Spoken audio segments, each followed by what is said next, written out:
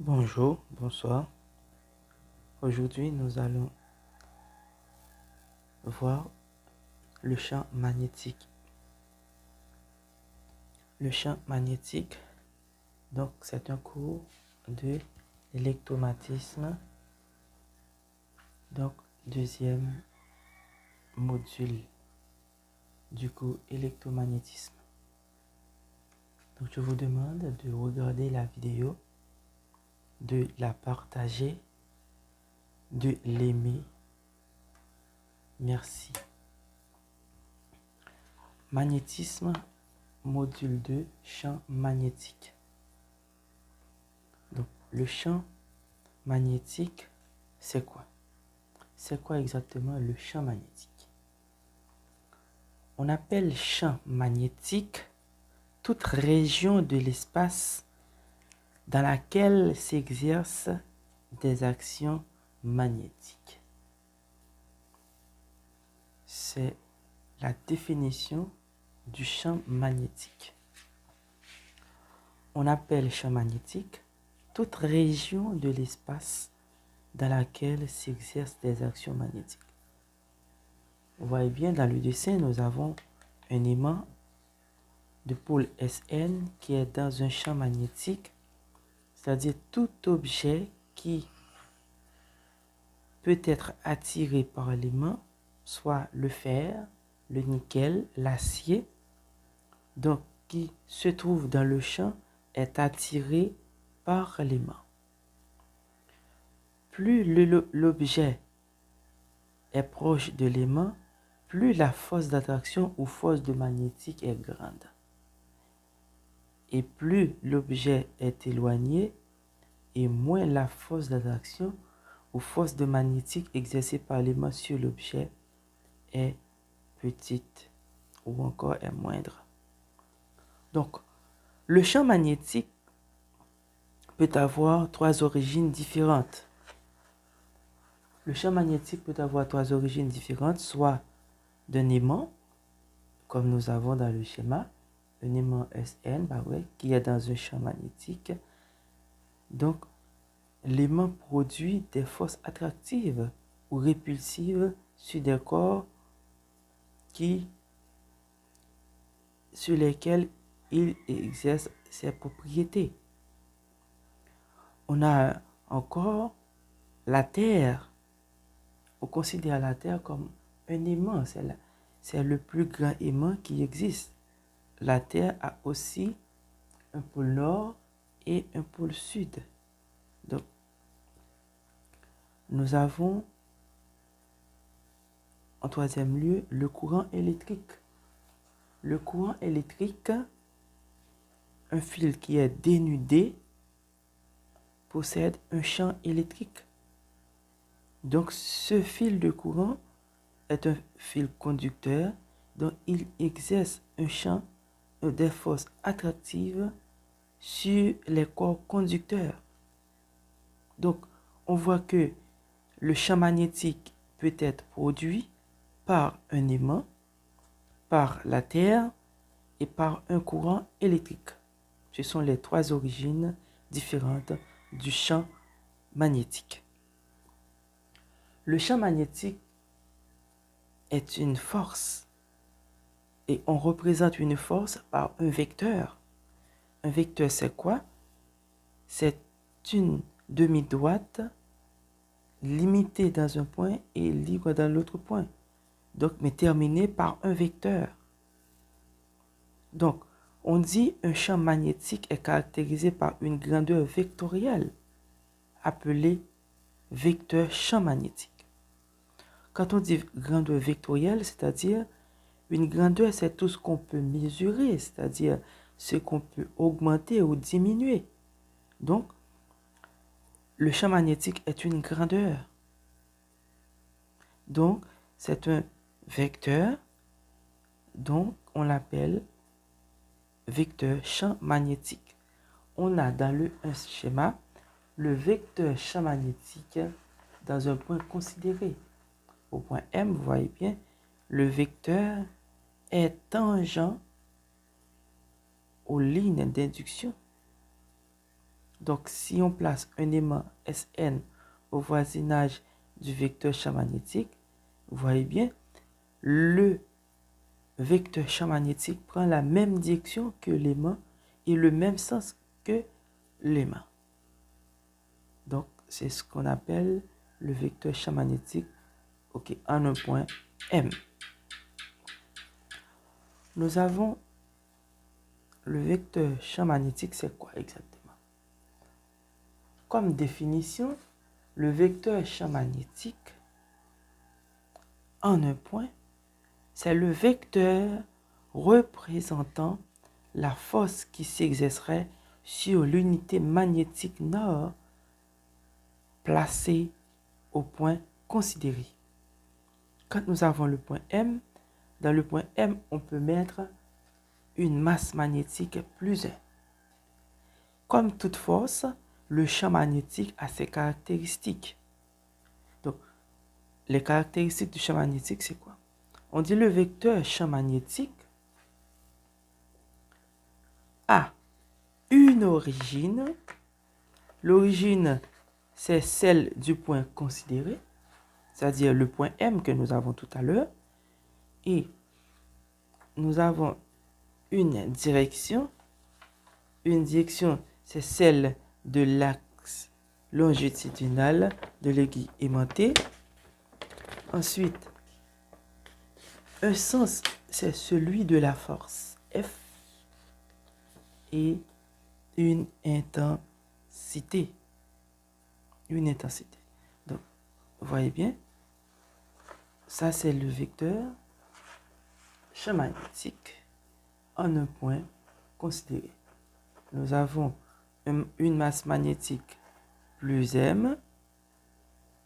OK. Plus M. On a le vecteur champ. La masse magnétique est plus M. On peut mettre à la valeur plus 1.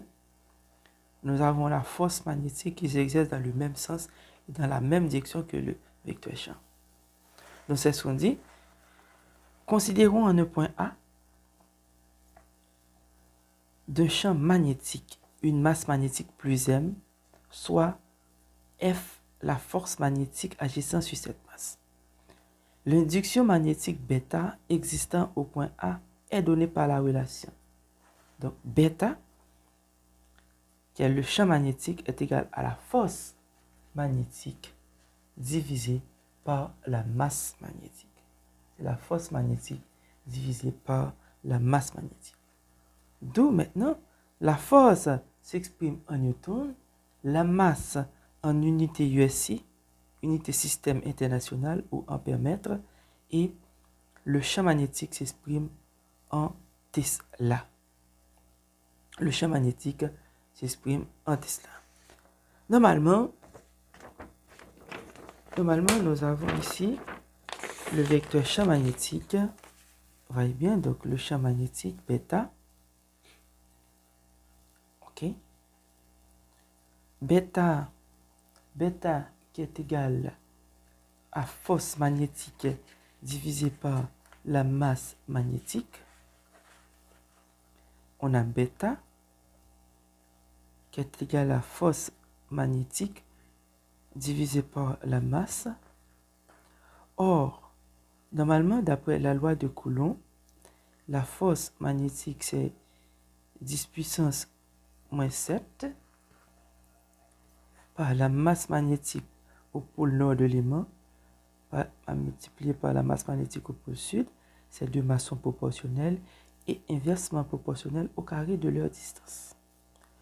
Donc, dans bêta, si on considère ça comme la relation 1 et ici la relation 2, on peut mettre la force F par sa valeur. On va substituer la force F par la valeur dans bêta. Et ce qui va nous donner normalement bêta égale à la bêta va être égale à la force 10 puissance moins 7 par masse magnétique bêta prime sur D carré sur M. Voilà, qu'est-ce qu'on a. On a ça. Ensuite, nous avons bêta.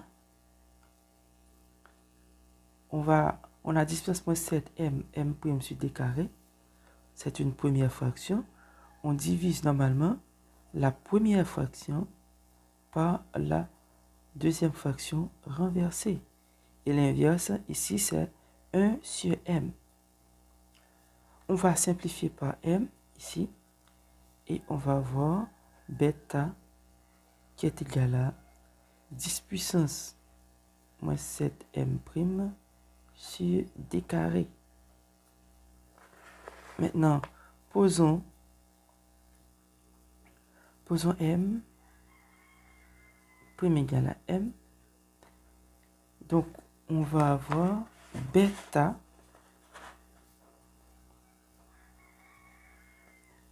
va être égal à 10 puissance moins 7 multiplié par la masse magnétique divisé par d carré. Divisé par d carré, ou bêta égale à 10 puissance moins 7 masse divisé par distance au carré. Voilà l'intensité du champ magnétique. Ce champ magnétique, n'oubliez pas, on l'appelle aussi vecteur induction magnétique. Vecteur induction magnétique. On peut l'appeler vecteur induction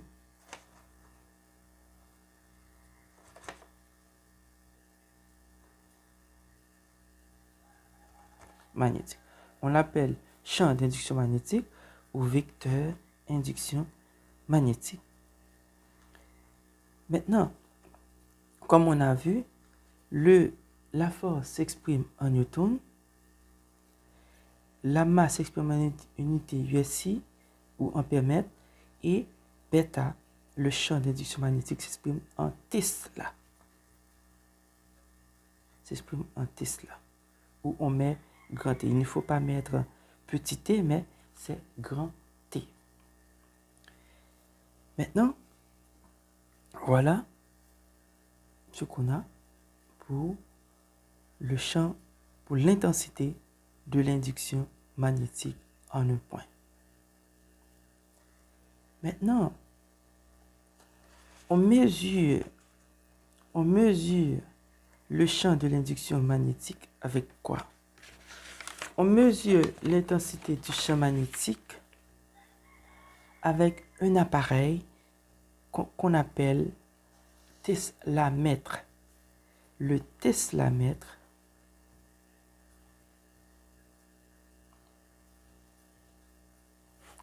c'est un appareil servant à mesurer la valeur du champ magnétique. Mais dans les centres de recherche, on préfère utiliser le gammamètre. Le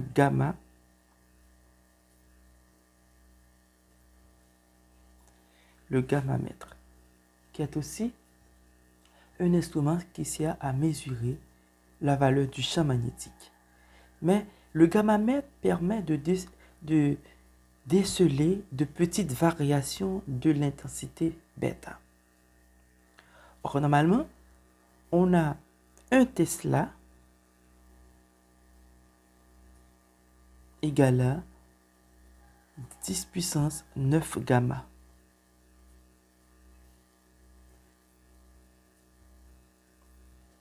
Un Tesla égale à 10 puissance 9 gamma. Donc, on mesure l'intensité du champ d'induction avec le teslamètre, avec le gammamètre. On utilise aussi le gaussmètre. Le gaussmètre.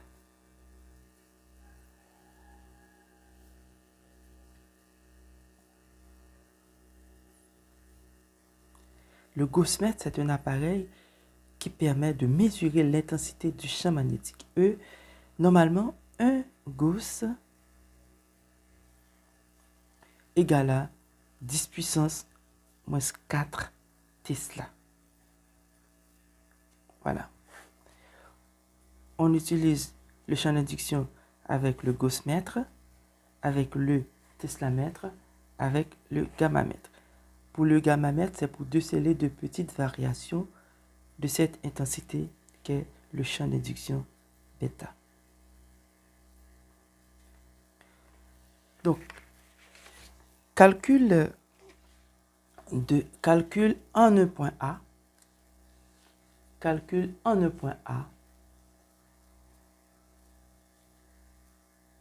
l'induction magnétique. Calcul en un point A la valeur du champ d'induction magnétique. Donc, d'abord, situé sur le prolongement d'un segment SN, SN, n'oublie pas, c'est l'aimant.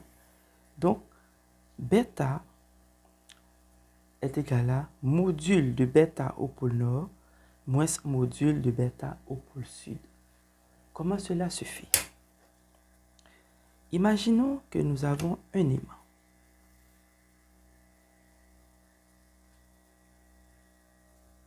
On va mesurer la valeur, on va prendre un aimant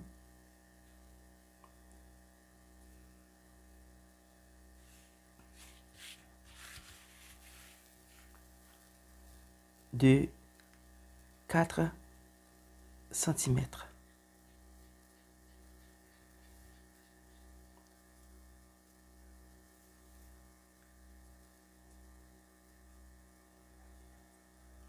De 4 cm. On considère ici c'est un aimant. Nous avons ici le pôle nord. Nous avons ici le pôle sud. Ok? On prend le milieu d'élément.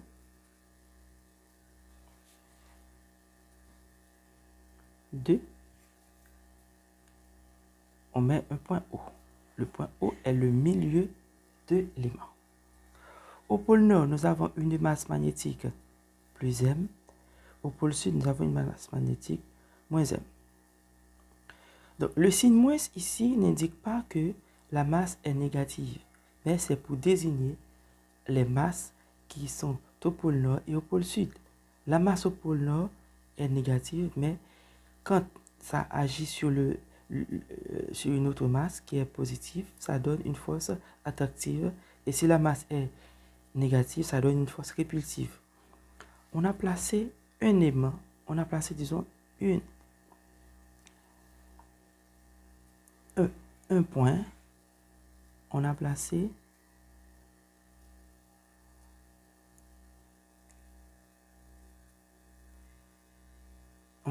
ici une masse magnétique plus 1. Et on nomme ce point le point A.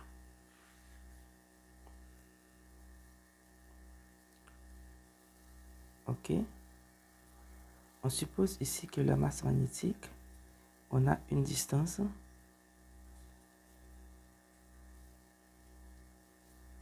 ok. Donc, au point A.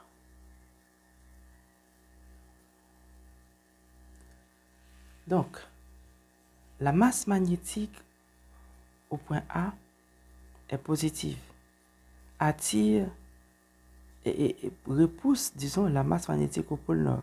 Parce que nous avons ici plus 1 et nous avons ici plus M. Les deux masses sont positives. Deux masses de même signe se repoussent.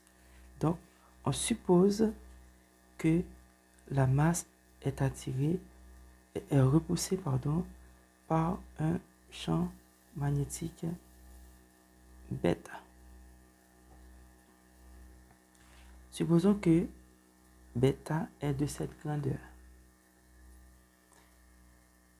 Étant donné que c'est le pôle nord qui est repoussé par le point A, on appelle bêta N.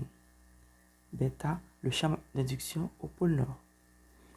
Maintenant, le point plus 1, la masse plus 1 au point A est attirée par la masse magnétique au pôle sud. Donc, étant donné que le segment AS est plus long que le point NA, donc le champ d'induction exercé au point A sur le pôle sud ou le pôle sud sur le point A est inférieur par rapport à bêta N. On a ici bêta S qui est inférieur par rapport à bêta N. On l'appelle bêta S. Maintenant, regardez bien, quand nous étions en classe de 9e année fondamentale, donc nous avons ici deux forces concurrentes. Regardez bien, si nous avons deux forces concurrentes, nous avons ici un point, nous avons deux forces concurrentes ici, nous avons ici la force F1 et la force F2. Donc, ici, ces deux forces sont de même direction, mais de sens contraire. La direction, c'est horizontale, mais le sens est contraire, de sens différent. Pour trouver la résultante, qu'est-ce qu'on fait? La résultante, c'est la plus grande force qui est F2 moins la plus petite force. Ou encore, c'est le module de la plus grande force moins le module de la plus petite force. Ça, c'est pour deux forces concurrentes, de directions différentes, mais de même direction. De même direction, mais de sens différents. La résultante, c'est F2 moins F1. Imaginons que F2 égale à 10 newtons et F1 égale à 4 newtons. Eh bien, nous avons résultante égale à 10 newtons moins 4 newtons égale à 6 newtons. Voilà. Et si les deux forces étaient de même direction, la résultante, c'est la somme des deux forces. Maintenant, il en est de même pour ici. Donc, bêta N et bêta S. Donc, pour trouver bêta, on fait tout simplement bêta, l'intensité du champ de direction résultante, c'est le module de bêta N, qui est la plus grande intensité, moins le module bêta S. Voilà. Alors, normalement, ici, à quoi est égal bêta N et bêta S? Bêta N est égal, pour trouver la valeur de bêta N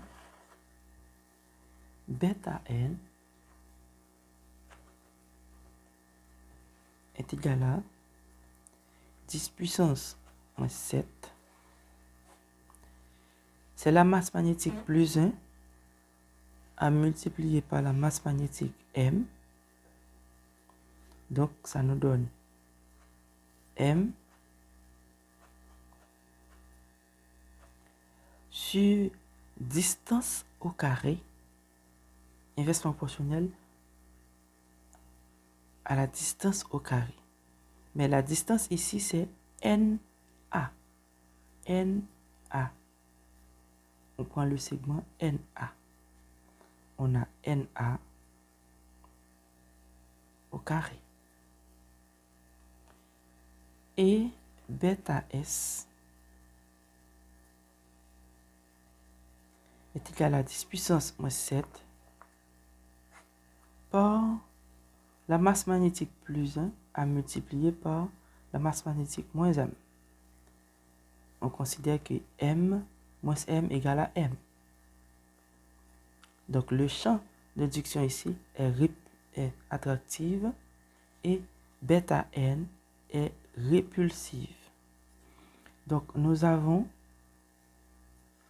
la distance du point A au pôle sud, c'est-à-dire c'est SA au carré. Donc, on peut aussi calculer ou encore déterminer la valeur. Donc, si on considère que ce champ est situé sur la médiatrice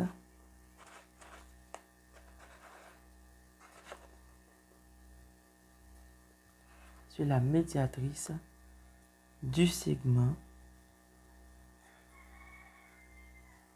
Sn. N'oubliez pas que Sn, c'est l'aimant. Maintenant, qu'est-ce qu'on a? Nous avons notre aimant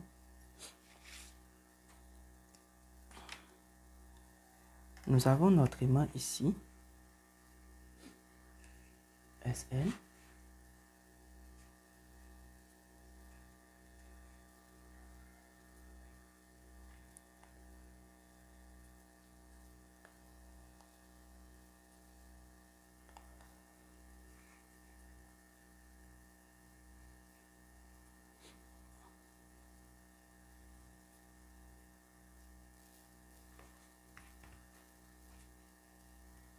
On a le milieu de 4, c'est 2.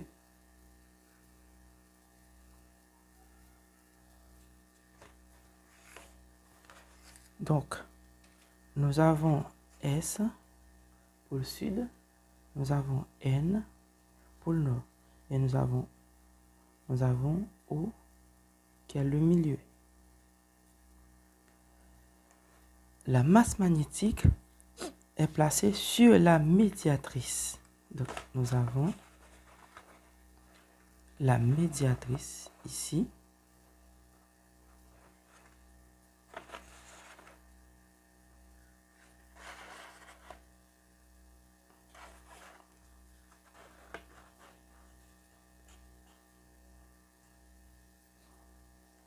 On met l'équerre. On a la perpendiculaire. Donc, sa masse magnétique est placée par ici. Supposons que la hauteur du point A, supposons que le point A est par ici. OK?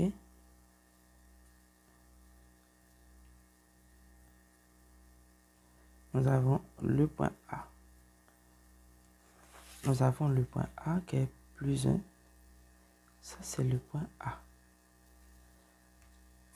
Maintenant, la masse magnétique est plus M. On a moins M. Voilà ce qu'on a.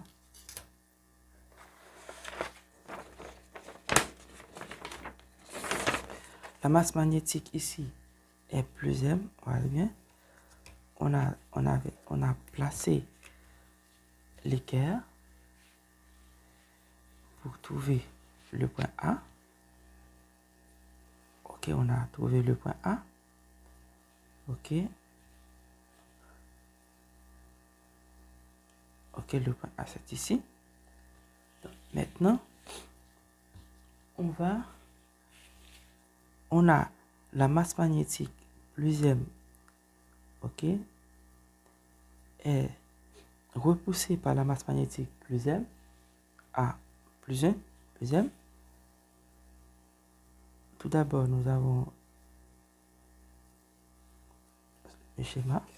Vous voyez bien, c'est un triangle qu'on a. La masse magnétique est plus 1 est repoussée par la masse magnétique est plus M.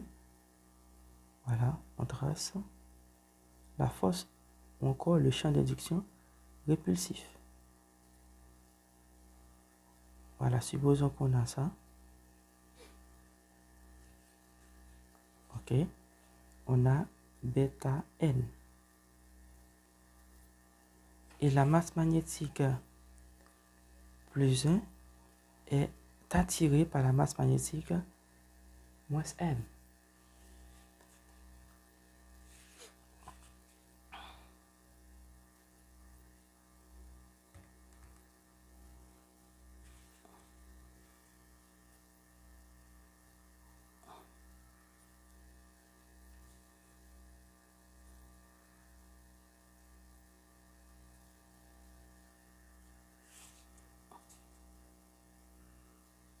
On a bêta S.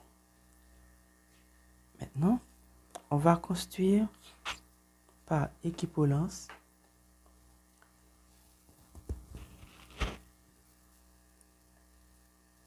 le segment, un autre segment parallèle à bêta S et un autre segment parallèle à bêta N. Donc, imaginons que nous avons par équivalence un segment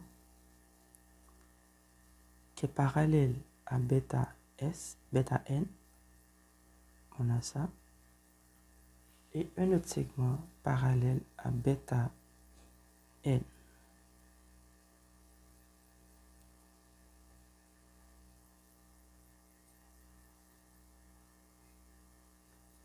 Ces deux segments se rencontrent ici. Et on trace maintenant bêta qui est la résultante.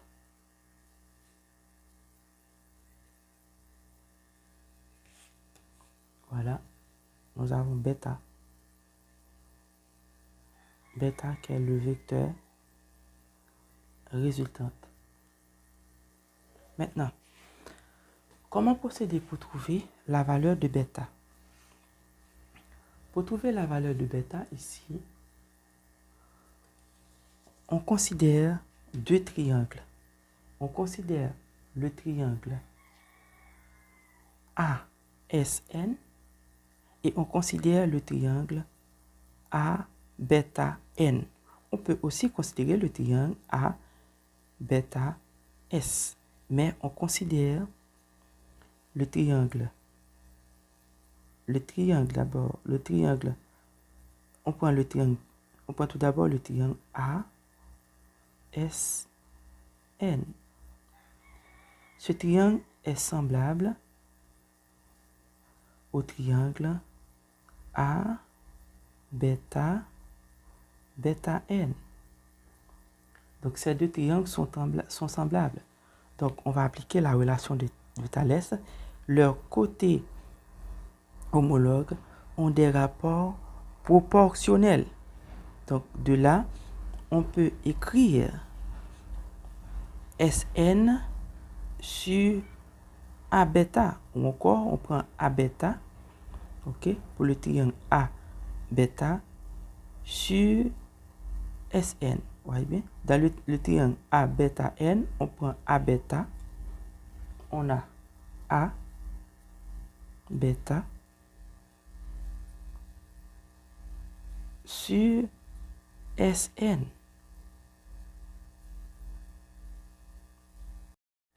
Donc, on a le triangle A bêta N sur et le triangle ASN ou SNA. Ces deux triangles étant semblables, on a l'équation. Donc, on prend A bêta sur Sn, donc égale à A bêta N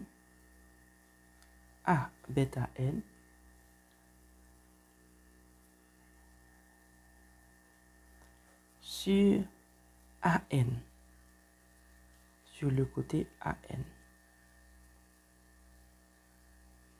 Voilà.